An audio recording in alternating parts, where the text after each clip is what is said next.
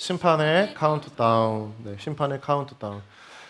모든 인간은요 죽음을 맞이합니다. 인간은 태어나는 순간부터 죽음을 향해 살아가기 시작하고 달려갑니다. 그 이재철 목사님과 전 문화부 장관이자 고인이 됐던 이어령 교수가 삶과 가정이라고 하는 하나의 주제로 대담을 한 적이 있어요. 그때 이재철 목사님이 죽음에 대해서 이렇게 이야기를 했습니다. 하루를 사는 것은 하루를 죽는 것이다. 산다라고 생각하지만 우리 사실 그 삶을 향해 갈 때 죽음을 더 가까이 가게 되어지는 그런 인생이라고 하는 거죠. 인생의 시작과 함께 죽음을 향해 카운트다운이 시작되어지는 겁니다.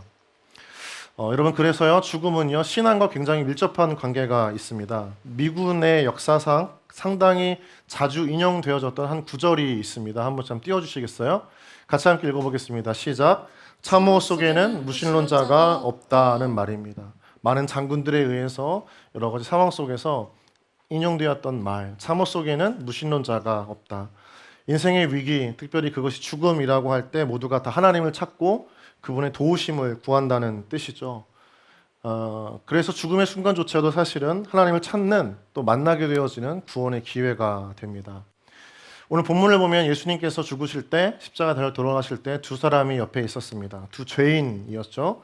한 강도는 옆에 계신 그 주님을 만나고 받아들이고 구원자임을, 메시아임을 깨닫고 예수님께 손을 내밀어 구원을 받고 영원한 생명을 얻었습니다. 다른 한편에 있던 죄인은 그 예수님을 오히려 조롱하고 외면하고 무시하면서 끝내 비참한 영원한 죽음에 빠지게 되었습니다. 지옥에 빠진 것이죠. 죽음이라고 하는 것은 멈출 수도 없고 멈춰서도 안 되는 것입니다. 막을 수도 없는 것입니다. 인간은 모두가 죽음이라고 하는 그 심판을 향해 가지만 두 사람이 맞이한 죽음은 달랐습니다. 이 한 사람은 영원한 생명을 얻었고 다른 한 사람은 영원한 지옥에 떨어지게 된 것이죠. 그때의 선택이 아주 인생의 중요한 영혼의 운명을 가르는 순간으로 결과를 맞이하게 되는 것이죠. 우리 주위에요 얼마 남지 않은 이 심판의 카운트다운이 얼마 남지 않은 영혼들이 있습니다. 우리는 잘 모르지만 내 곁에 있는 지체들, 친구들, 또 믿지 않는 가족들이 언제 어떻게 이 땅을 떠날지 아무도 장담할 수가 없습니다. 우리는 오래 함께하길 원하고 그 시간들이 영원하기를 바랄 수 있지만, 그러나 내가 사랑했던 아버지와 어머니, 형제와 자매들, 또 내가 너무나 소중하게 여겼던 내 친구들, 또 신앙의 동역자들이 언제 어떻게 내가 모르는 사이에 이 땅을 떠날 수 있다라고 하는 것을 늘 깨달아야 하는 거죠. 그때 우리는 두 가지 마음을 가지게 됩니다. 하나는 무엇입니까? 믿지 않은 자가 지옥에 빠질 때, 지옥에 넘어갈 때, 그 심판을 받을 때 우리 안에 그런 안타까움과 더불어서 분명히 믿는 자를 통하여서 약속하신 그 구원의 은혜를 내가 꼭 전해야겠다라고 하는 이 두 가지 마음이 함께 공존하게 되는 겁니다. 오늘 말씀을 통해서 이제 가을 축제를 앞두고 있는 이제 오늘 이 영혼의 카운트다운 가운데 놓여진 영혼들을 향해 전도의 다짐을 새롭게 하는 우리 안에 그런 시간 되었으면 좋겠습니다. 오늘 본문을 돌아가 보면 두 명의 죄인이 나옵니다. 마태와 마가는요 이 두 사람을 강도라고 기록을 했습니다. 다르게 표현하자면 약탈자, 무법자, 범죄자입니다. 본문의 누가가 범죄자라는 의미를 사용했어요. 약탈자, 강도자 이런 뜻이 아니라 본문의 누가는요 범죄자라고 하는 단어를 사용했습니다. 그러니까 죄의 세계에 몸담고 있는 사람을 의미합니다. 적어도요 이것을 보면 이 사람이 지금까지 어떠한 인생을 살아왔는지는 정확하게 알 수 없지만 적어도 하나님과 관계없는 삶을 살았던 것으로 우리가 알 수 있겠죠. 하나님을 떠난 사람들의 삶이 이 두 사람의 인생이었습니다. 이 두 사람의 과거의 삶이 크게 다르지 않았고 또 두 사람이 처한 운명은 동일했던 걸로 보입니다. 우리 누가복음 23장 32절 33절 말씀 함께 읽겠습니다. 시작. 또 다른 두 행악자도 사형을 받게 되어 예수와 함께 끌려가니라. 해골이라는 곳에 이르러 거기서 예수를 십자가에 못 박고 두 행악자도 그렇게 하니 하나는 우편에 하나는 좌편에 있더라. 죽음을 앞두고 있다는 거죠. 어쨌든 하나님과 관계없는 삶, 하나님을 떠난 삶을 산 이 두 사람의 운명은 죽음을 맞이하게 되어져 있습니다. 두 강도는요, 제 추측으로 봤을 때, 제가 상상할 때 청년일 수 있겠다는 생각을 하게 됩니다. 청년에게 죽음이라고 하는 것, 젊은 사람들에게 죽음이라고 하는 것은 굉장히 이질적인 거잖아요. 가장 뜨겁고 열정적이고 또 에너지 넘쳐야 하는 그 청년의 시절에 죽음을 이야기한다는 것 어울리지 않는 단어인 거죠.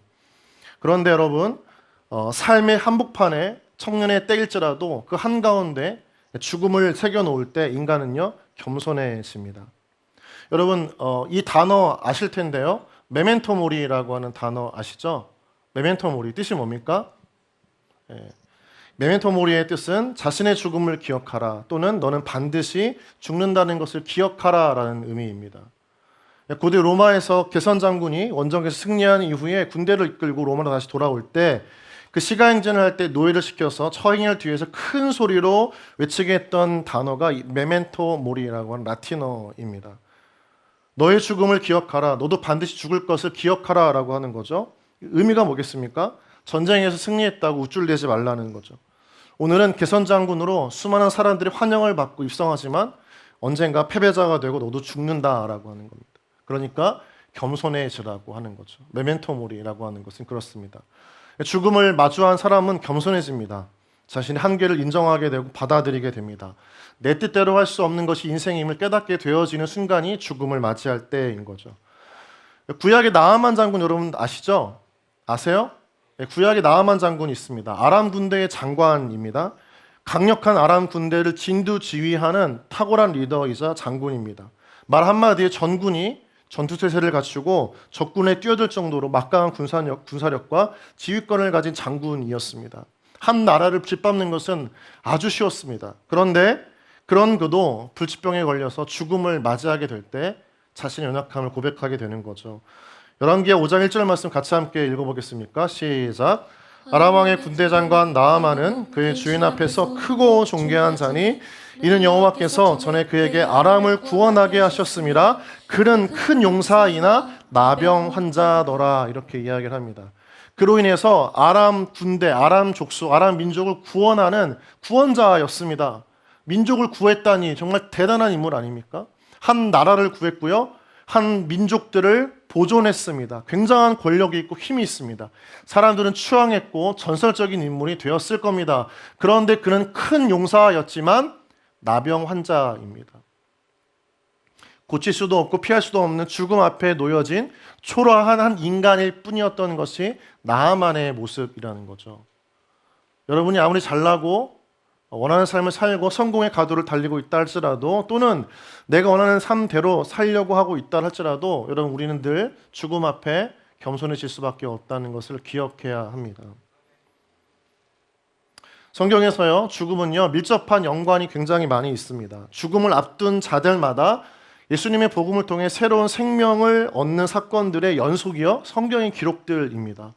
제가 이 본문을 준비하고 묵상하면서 봤더니 정말 성경은요 대부분 다 많은 경우 죽음을 이야기하고 있는 거예요. 여러분, 우리가 성경 말씀을 왜 읽습니까? 힘을 얻고 은혜를 받고 살아갈 소망을 얻으려고 하는데 그 성경의 대부분의 내용이 죽음인 겁니다. 성경은요 삶과 죽음을 함께 다루고 있습니다. 살아야 하는 자에게 죽음의 의미를 남겨주고 있는 것이 성경이기도 합니다. 어떤 사건들이 있죠? 죽은 나사로가 있습니다. 12살 심한 병에 걸려서 죽었던 회당장 야이로의 딸도 있습니다. 또 나인성 과부의 아들과 같이 육체적 죽음에서 살아난 사람들의 기록들로 가득 차여져 있는 게 성경입니다. 육체적 죽음만이 아니라요, 살아갈 의미와 목적을 잃어버린 채 방황하고 공허하고 허무함에 빠져서 내적 죽음의 상태에 이른 인물들도 등장을 합니다. 베데스다 연못가에 38년 된 안진뱅이가 그랬습니다. 또 수많은 소경과 맹인들이 그러한 장면들을 보았습니다. 경제적인 풍요와 바른 삶을 살았지만 자기 안에 있는 그 내적 공허함과 결핍을 채울 수가 없었던 삭개오와 또 니고데모가 있었습니다. 모두가 다 서로 다른 의미의 죽음을 맞이한 청년들이었고 어린 사람들이었습니다. 성경은 계속해서 그 죽음을 다루고 있는 거예요. 이렇게 등장하는 죽음과 관련된 많은 인물 중에요, 보니까 적지 않은 비중을 차지하는 세대가 누구냐면 청년입니다. 나사로도 청년이었습니다. 니고데모도 청년이었을 것이 추측이 됩니다. 또 부자 청년도 있습니다. 요한복음의 나사로, 또 누가복음의 나인성 과부의 아들, 마태복음의 부자 청년도 다 청년이었던 거죠. 성경은 우리 가운데 말씀하고 있는 거예요. 성경 속에 지금 청년들이 다양하게 마주하는 그 육체적 죽음, 삶의 죽음의 모습이 지금 오늘날 우리와 크게 다르지 않다는 겁니다. 우리 청년들도 똑같은 죽음의 삶을 살고 있고 죽음을 마주할 수밖에 없다는 것을 알려주고 있는 거죠. 그런데 오늘 죽음을 앞둔 이 두 사람, 이 두 죄인 사이에 예수님도 함께 죽음을 맞이하고 있습니다. 저는 이 장면이 굉장히 특별하게 제 마음 가운데 와닿았는데요. 23장 33절 말씀 한 번 더 같이 읽어보도록 하겠습니다. 시작. 해골이라는 곳에 이르러 거기서 예수를 십자가에 못 박고 두 행악자도 그렇게 하니 하나는 우편에 하나는 좌편에 있더라. 저는 왠지 모르게 이 성경을 보면서 이 구절을 보면서 두 사형수 사이에 왜 하필이면 주님이 그 가운데에 계셨을까 생각하게 되었습니다.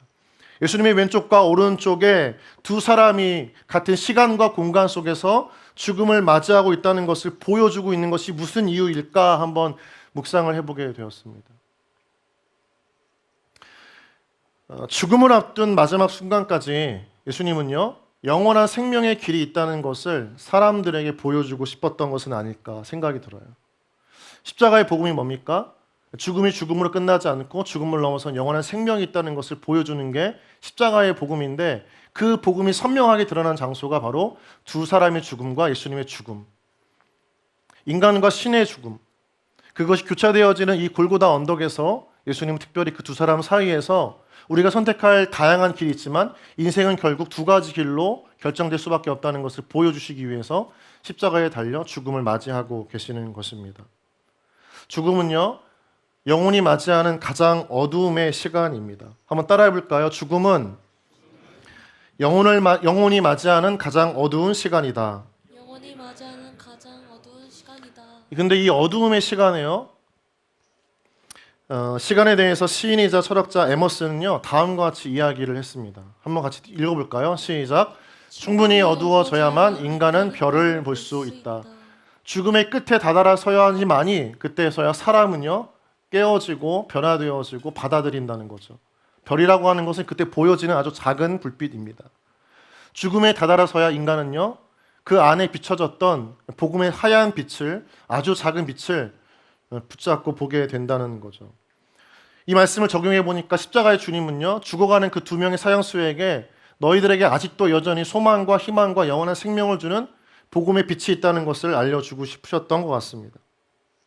죽음이 끝이 아니라 새로운 시작이 될 수 있음을 알려주고 싶으셨던 것이 주님의 마음이었습니다. 여러분, 십자가의 모양이 어떻게 생겼죠? 초딩한테나 물어볼 수 있는 질문을 제가 여러분들 물어봤는데, 십자가는요, 이렇게 생겼잖아요. 이렇게 어떻게 생겼어요? 처음에는 어떻게 그립니까? 수평의 직선이 그려집니다. 어떤 걸 의미하는 걸까요? 뭘 의미하는 걸까요? 모든 인간은, 오늘 말씀을 보면, 본문을 보면 모든 인간은 죽음 앞에 평등하다는 겁니다. 그런데 여러분, 모두가 다 죽는다는 거죠. 근데 그 수평의 직선을 가로지르는 게 뭡니까? 수직의 선입니다. 수직의 선은 하늘에서 땅으로 그려집니다. 그래서 모든 인간이 죽음을 맞이하지만 그 인간을 가르는 교차점이 바로 이 수직의 선인 거죠. 죽음에서 생명을 부여할 수 있는 것은 바로 하나님이 그으시는 선입니다. 모든 인간은 다 평등하고 죽을 수밖에 없지만 그것을 어떤 인간, 영원한 생명을 갖는 인간과 그렇지 않고 심판에 빠지는 인간을 가르는 그 생명의 선은 하나님이 그어주시는 겁니다. 그 교차점이 어디예요? 지금 골고다 십자가이고, 그것이 바로 예수님이 달리시는 십자가의 복음이라고 하는 거죠. 그러니까 인간에게는 두 가지 선택이 있는 겁니다. 모두가 죽음을 맞이하지만 죽음을 넘어서 영원한 생명을 얻느냐, 아니면 비참한 종말에 빠져서 지옥의 심판에 빠지느냐.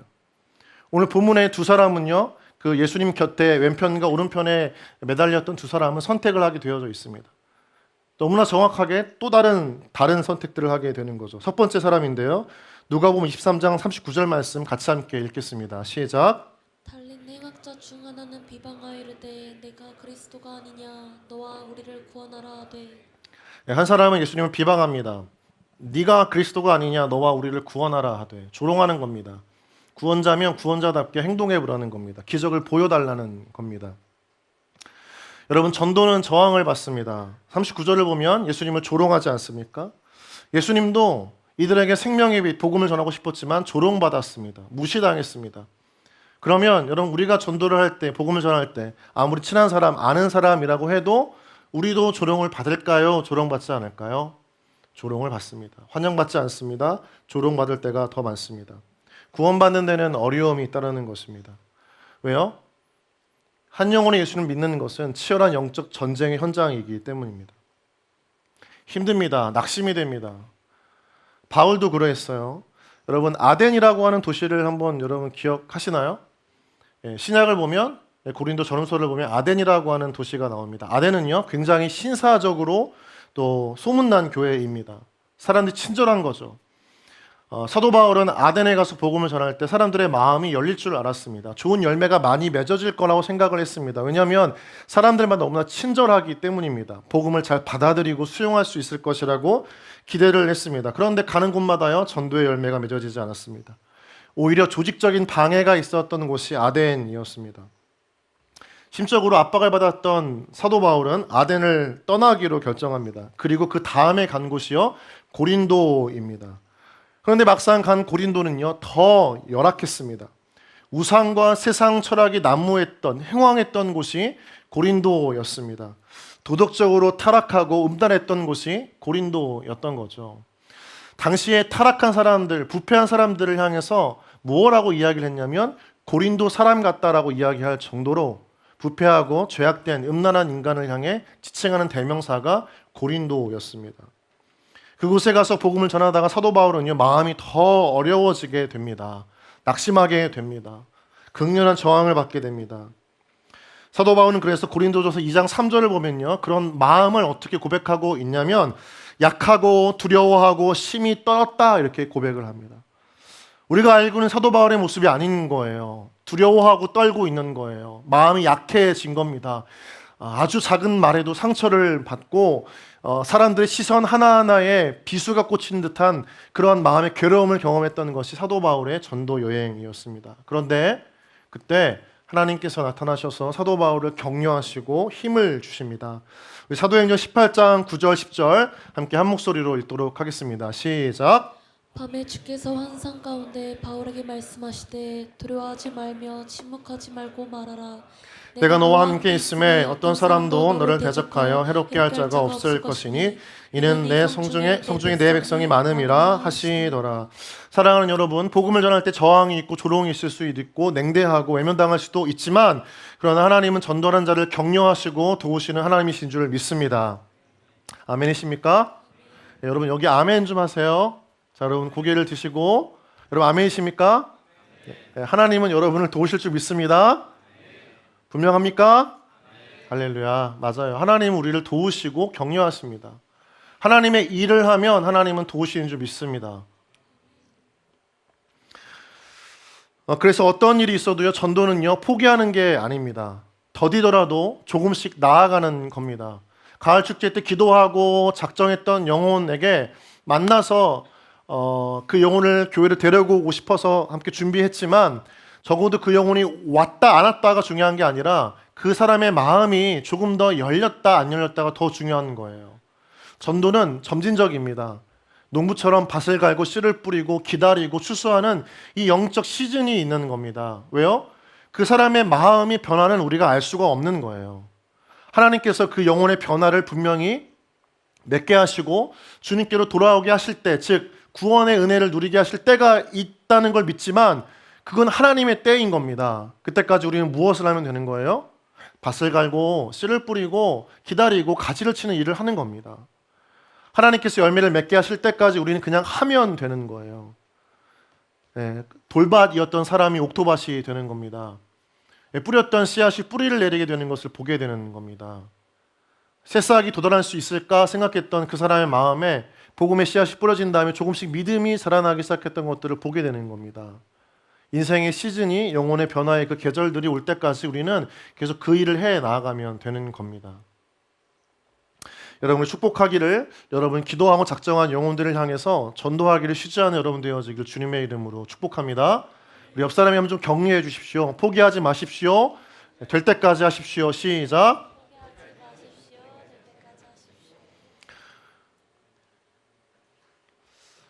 오늘 보면 마음이 얼어붙은 다쳤던 사람이 있었던 반면에요, 이상하게 예수님이 뭘 말씀하시지도 않았는데요, 뭔가 복음을 제시하는 것도 아니었는데요, 사형리를 전하신 것도 아니었고, 그림책을 통하여서 천국과 지옥을 설명하신 것도 아니었는데요, 그 옆에 있던 한 사람은요, 무언가 신비로운 경험을 합니다.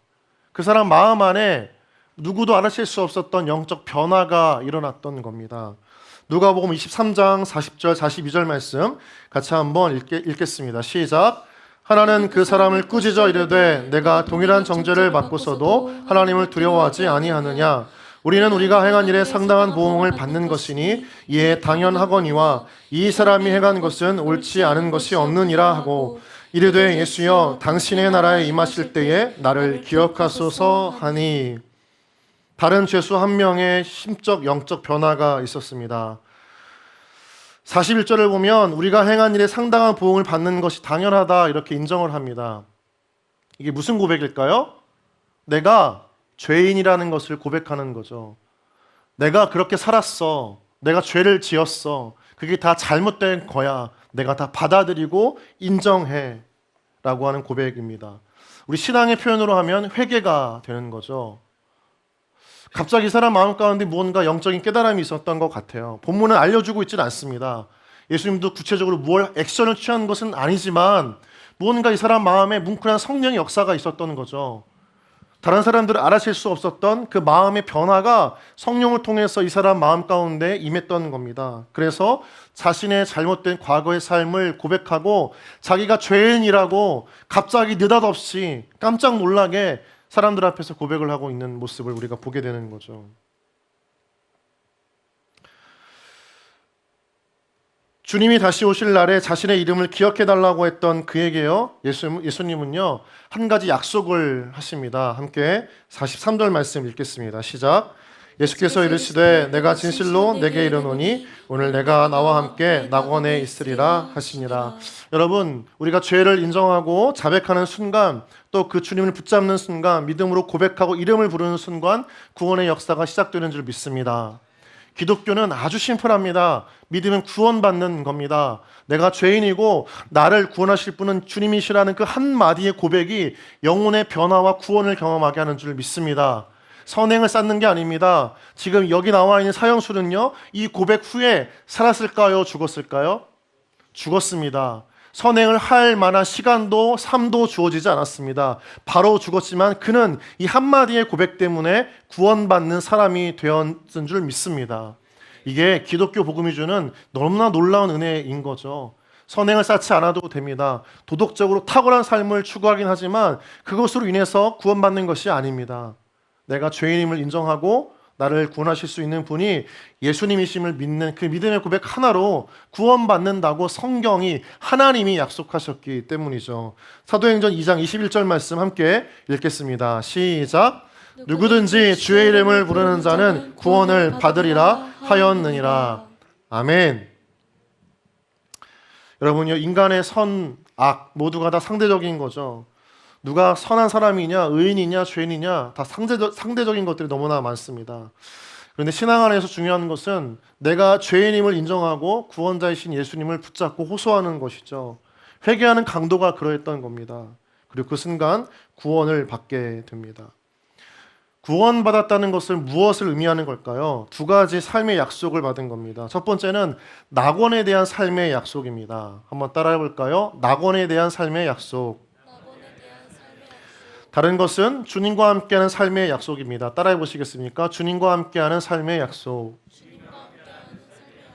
여러분, 낙원을 영어로 뭐라고 하죠?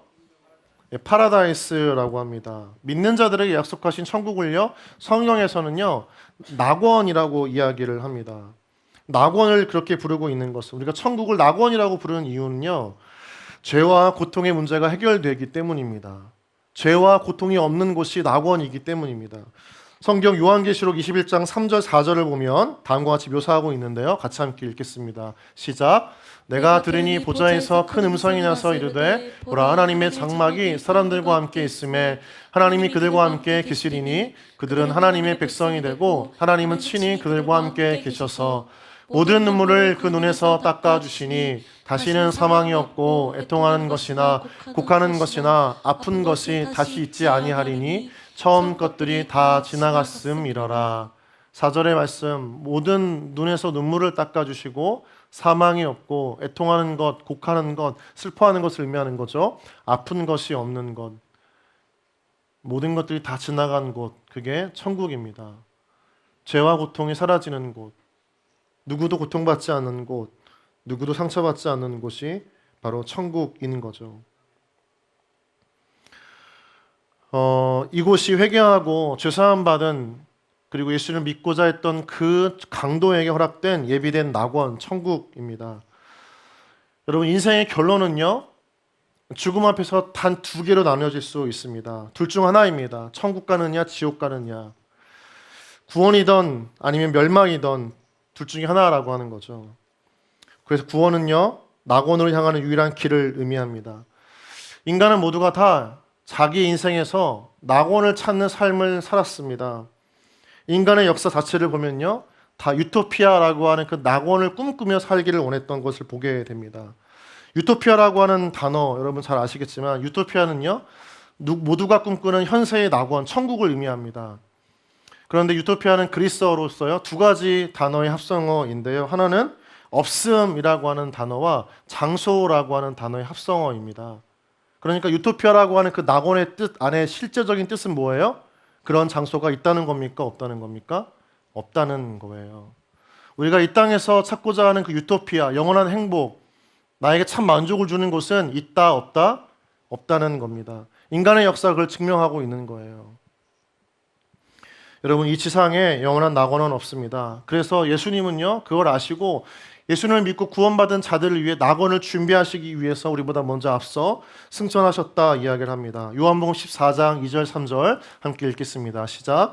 내 아버지 집에 거할 곳이 많도다. 그렇지 않으면 너희에게 일렀으리라. 내가 너희를 위하여 거처를 예비하러 가노니 가서 너희를 위하여 거처를 예비하면 내가 다시 와서 너희를 내게로 영접하여 나 있는 곳에 너희도 있게 하리라. 너희를 위하여 거처를 예비한 곳이 낙원인 거죠. 주님께서 우리를 마지막으로 기다리시는 곳은 바로 그곳입니다. 예수님을 믿고 구원받은 자들이 가야 할 곳도 그 낙원입니다. 이 땅에서 우리는 영혼의 행복을 추구하고 만족을 추구하지만, 우리 안에 즐거움을 추구하지만, 그러나 그것이 상처와 아픔과 고통으로 부메랑처럼 되돌아오는 이 땅에 영원한 낙원은 없습니다. 진짜 낙원은요, 주님이 계시는 그 천국에 있는 겁니다. 우리 위해 준비하신 그곳이 하나님께서 예비하신 낙원이 되는 거죠.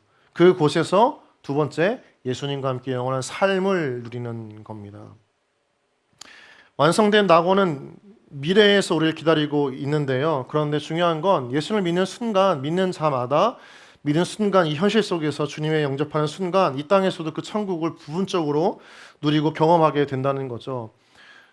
은혜 받았다, 행복하다, 어떤 것도 비교할 수 없는 내 안에 충만함이 있다, 지금 주어도 여한이 없다라고 하는 신앙의 선배들의 고백은 그 예수님을 이 땅에서 만난 다음에 천국에 가서나 낙원에 가서나 누릴 수 있는 그 영적 충만한 기쁨들을 이 땅에서 잠시 누리는 거예요.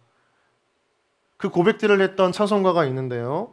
찬송가 495장 1절을 보면요, 이 가사가 있습니다. 내 영혼이 은총 입어 중환자진 벗고 보니 슬픔 많은 이 세상도 천국으로 화하도다.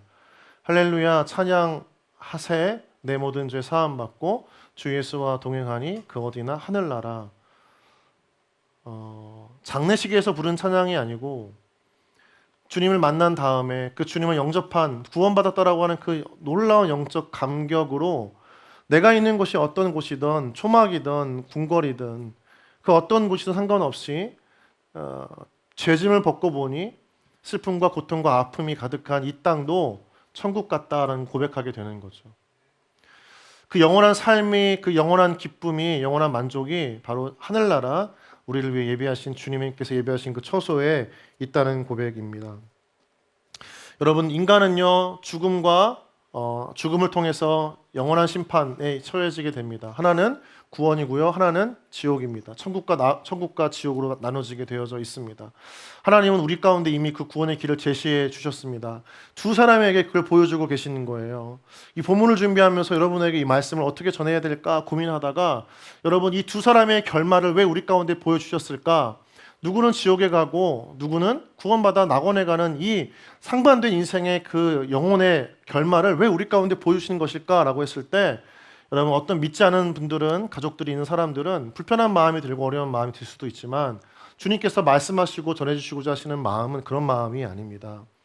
어떤 마음이냐면, 첫 번째, 믿지 않고 저 지옥에 빠져서 심판을 당하는 자들을 향한 안타까움의 마음처럼 지금 내 주위에 믿지 않는 자들을 향해서 빨리 다급한 마음으로 복음을 전하라는 것이고요. 두 번째로, 그 사람들의 약속된 저 천국에 놀라운 그 예비되어진 그 낙원이 있기 때문에 그 믿음을 갖고 지금 확신 있게 복음을 전하라고 하시는 것입니다. 너는 믿지 않는 자니까 지옥 가, 이런 의미가 아니라 그 정해진 인간의 운명 앞에 이제 우리 모두가 함께 다급한 마음을 가지고 믿지 않는 자들에게 복음을 전해야 할 하나님의 그 심정을 우리 가운데 남겨주시기 위해서 이 두 강도의 운명을 오늘 말씀을 통해서 우리 가운데 보여주고 계신 줄 믿습니다. 우리가 전해야 될 복음은 바로 그런 복음인 거죠. 심판에 대한 두려운 마음과 떨리는 마음을 가지고, 그러나 분명하게 또 우리가 구원받는 자로서 누리게 될 그 천국에 대한 소망을 믿지 않는 자들 가운데 전하기를 바라시는 것이 주님께서 우리 가운데 남겨주시고자 하시는 오늘의 메시지인 줄 믿습니다. 말씀을 맺겠습니다. 마음을 열어주는 101가지 이야기라고 하는 책이 있어요. 제가 거의 20대 때 읽었던 책 중에 하나인데, 이 책 안에는 한 이야기가 소개되어져 있습니다. 신앙 안에 너무나 행복한 삶을 살고 있는 크리스찬 부부가 있습니다. 휴일 아침입니다. 아침에 일어났는데 기도하고 찬양하고 예배를 드리는 가운데 이들 마음 가운데 그 순간만큼은 천국이다라고 하는 그런 신비로운 체험을 하게 됐대요.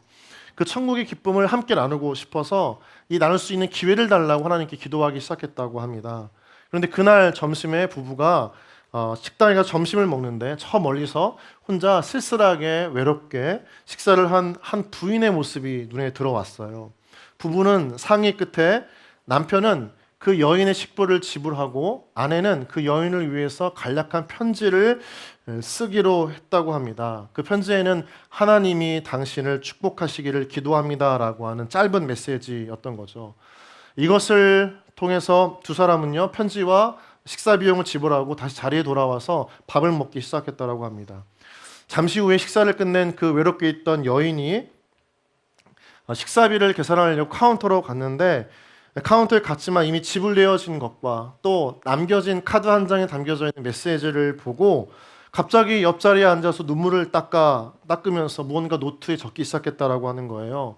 그리고 카운터 직원에게 그 노트의 쪽지를 전해주면서 계산을 한 사람들에게 좀 남겨줬으면 한다고, 다시 돌아와서 혹이나 만나게 되어질 때 이 편지를 꼭 전해달라고 했던 그 메시지를 남기고 식당을 떠납니다. 저 멀리서 그것을 보고 있었던 부부가 카운터에 와서 받아든 쪽지를 봤는데 그 쪽지 안에는 이런 메시지가 있었습니다. 누군지 모르는 하나님의 천사에게 저는 교회를 오래 다녔지만 하나님도 천국도 없다는 결론을 내렸습니다. 우울증으로 고생하며 남편에게 버림받은 뒤 사랑 없는 세상을 그만 떠나기로 결심을 했습니다. 오늘 마지막 근사한 식사를 하고 세상을 떠나기로 했는데 여기서 다시 하나님을 만났습니다. 그리고 다시 소망을 품고 살기로 마음 먹었습니다. 당신은 천국에서 보낸 천사입니다. 감사합니다. 하나님의 품으로 다시 돌아가겠습니다. 작은 선물과 작은 만남이었고 작은 메시지였지만 인생의 죽음을 앞두고 있었던 한 여인에게는 다시 한번 살 소망과 믿음의 회복을 일으켰던 하나님의 메시지였던 것입니다. 여러분, 가을 축제 때 우리가 만나야 할 사람이 바로 이러한 사람인 줄 믿습니다. 이 사람들이 우리 주위에 여전히 있는 거예요. 홀로 쓸쓸히 식사를 하면서 인생의 아픔과 실패를 되씹으면서 고통스러워하는 청년들이 있다는 거죠. 육체적인 질병 가운데 죽을 날을 기다린 청년도 있겠고요. 공허함과 허무함 가운데 내일에 대한 기대가 없이 그저 살아있지만 죽은 것 같은 하루하루를 보내는 사람들도, 청년들도 있다는 겁니다. 그런데 하나님은요, 오늘 본문을 통해서 우리 가운데 말씀하세요. 그들을 그냥 내버려 두지 말라는 거죠. 그들의 인생의 죽음과 생명 사이에 서서 예수님의 복음을 전하라고 말씀하시는 겁니다. 만나서 교제하고 축복하고 전해주는 짧은 메시지 하나로 그 사람의 마음의 문이 열려지고 하나님께 다시 돌아갈 수 있다면 여러분 우리는 놀라운 복음의 메시지를 전하게 되는 것이죠. 여러분 우리는 우리가 해야 할 것을 하면 됩니다. 그 사람의 마음을 변화시키는 것은 다시 절망에서 소망으로 뒤바꾸는 영적 역사는 하나님께서 하실 줄 믿습니다. 여러분 마음 가운데 다시 한번 품었던 태신자, 또 우리 공동체 안에 있는 장기 결석자들, 또 떠났던 지체들이지만 다시 함께 모이기를 원하는 사람들, 영혼들이 있다면 이번 한 주간 그들을 위해 더 뜨겁게 기도하고요, 다가가서 만나고요, 여러분 준비할 수 있는 마음을 담은 초청장과 편지를 전해주셔서 우리가 준비한 23일 그 가을 축제를 통해서 다시 한번 그들의 인생을 바꾸는 하나님의 스텝이 그들의 삶 가운데 시작되어질 수 있도록 그들을 인도하고 돕는 우리 모두가 되기를 주님의 이름으로 소망합니다.